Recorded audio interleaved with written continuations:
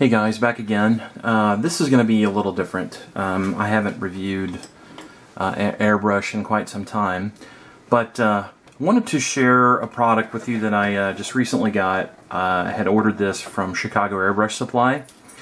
Now, I'm not going to lie to you, this is an expensive tool, and I've been wanting one of these for quite some time, but I just really didn't want to pay full price for it. And I waited till they had a sale, and over the Labor Day weekend here in the US a couple weeks ago, Chicago Airbrush Supply had a 12% off sale, any airbrush $100 and up, and they shipped it for free. That was finally my squeal number, so I went ahead and ordered it. And another reason I wanted to do this review is, quite frankly, there's just not a whole lot of reviews of this product on YouTube. There's a handful. If you search it, you'll find a few, but just not many. So what I purchased was the Grex TG3 or Tritium 3 with the 0.3mm nozzle. It's also available in a 0.5, 0.7, and a 0.2. But I settled on the 0.3 because I thought it'd be a good, intermediate range tool. So you open up the box in that kind of weird looking lime green packaging. You get a really nice hard plastic case with the brush inside. And this is, you'll notice right away, a trigger style airbrush. And so we open it up, and what do we notice right away? Of course, you have the prominent airbrush design. Let me swing the camera down slightly for you. There are 3 paint cups, a couple other little fittings, nice little wrench designed for removing the nozzle on the brush. And what else do we have here? So we have 3 paint cups. Every paint cup, by the way, comes with a nice lid. And let me go ahead and pull the brush out of the packaging for you so you can take a look at this. These paint cups are all threaded, so they're super easy to remove. Simply screw that off, and any one of these cups will screw right back on in its place. And I really like that feature. So 3 paint cups is, from a gigantic... I forget the sizes, so many milliliters per cup. I apologize. You can get that probably off the Grex website. But all of them are super easy to attach, like I've shown you. Now, a couple other neat features that are unique to this model is the crown caps that you see on the airbrushes. Ordinarily, you have to screw them off and on. This is pretty unique. There's actually a magnet equipped on the back, and that holds actually the crown cap. So if I want to change that out on the front of the airbrush, I simply remove this cap, and I'll set it down there. Take the crown cap off the back, snaps right on the front just like so, and this one comes back here. How does this feel? I gotta say, it really feels good in my hand. It's very natural to me. You can do 2 fingers or 1. And this is a double action airbrush. And you can see it's beautifully chromed, beautiful finish. It does have the paint or, trigger travel limiter in the back to restrict the amount of paint flow coming out of it. If you squeeze the trigger, right, there you'll feel a catch. That brings you air. And then now I have resistance. So the more I begin to pull, the more paint comes out, just like it does on a regular double action airbrush. So the more you pull, the more paint you get. Now, I've played around with this a little bit. It's impressive what you can do with it. It's very intuitive. I gotta say I like it. I did add this is my own quick release adapter. It came on the end of it. Real nice, hard foam packaging. It protects it really well. But I'm going to set up a little spraying session to kind of demonstrate some of the characteristics of this brush, and show that off for you guys and let you take a look. So we'll be right back. Okay guys, we got ready. So I got a generous portion of thinned Tamiya color paint, and I'll be using Dark Green 2 IJN Imperial Japanese Navy XF70. I'm not sure why I picked that color. Quite frankly, I'm not sure why I own it. I've not done any Imperial Japanese Navy subjects. But, so, ready to go. Got some paint in the cup, as you can see there. I want you to demonstrate how this trigger works. So if I spray here, I get air, see? No paint. Right? I have my compressor set at basically 20 PSI. So, let's give this a shot.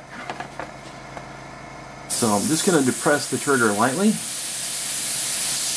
Notice?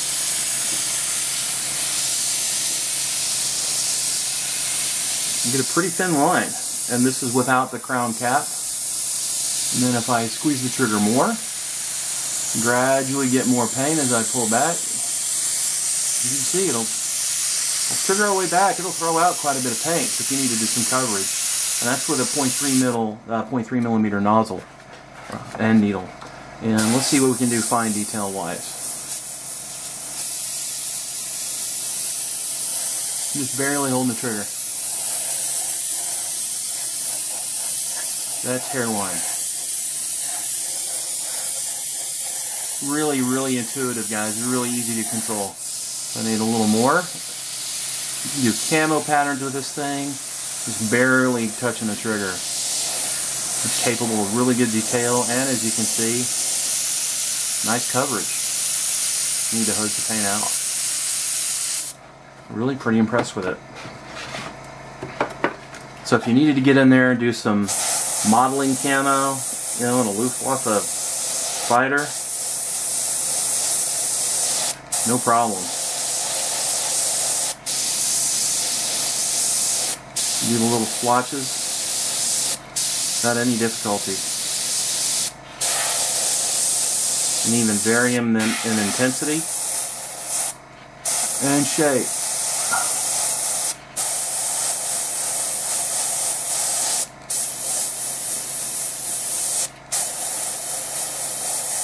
It's really easy to use.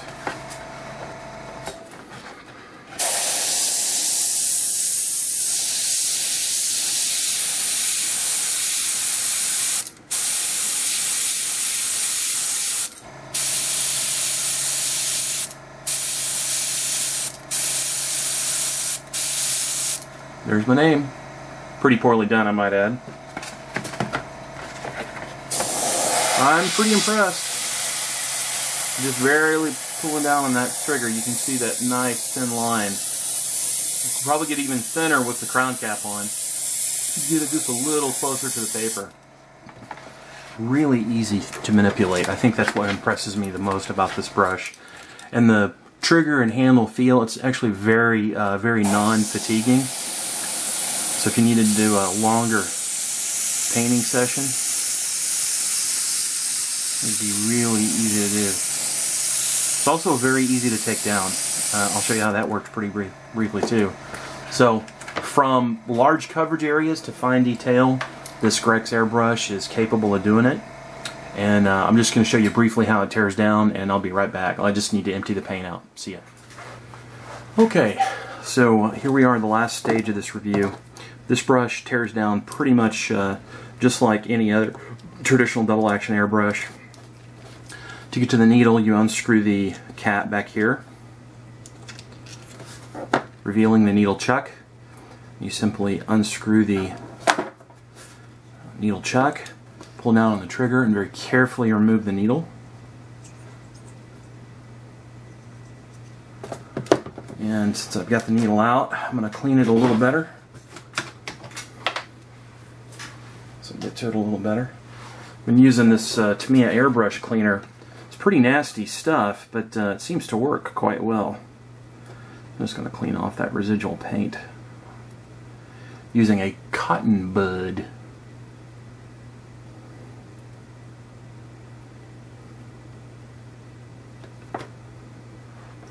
So that's how you remove the needle.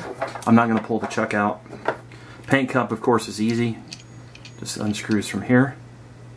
Very, very simple. Got a little bit of paint on the threads. I'm going to clean that off.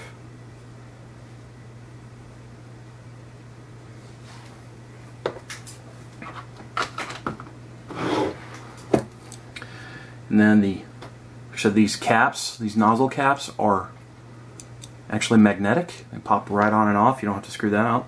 And then there's the main nozzle cap. You unscrew this. Very carefully set that aside. And then you have the nozzle, and it has a supplied wrench with the kit. You simply take the wrench to remove this. I'm not going to remove it. And guys, that's really the basic component parts. Really very simple.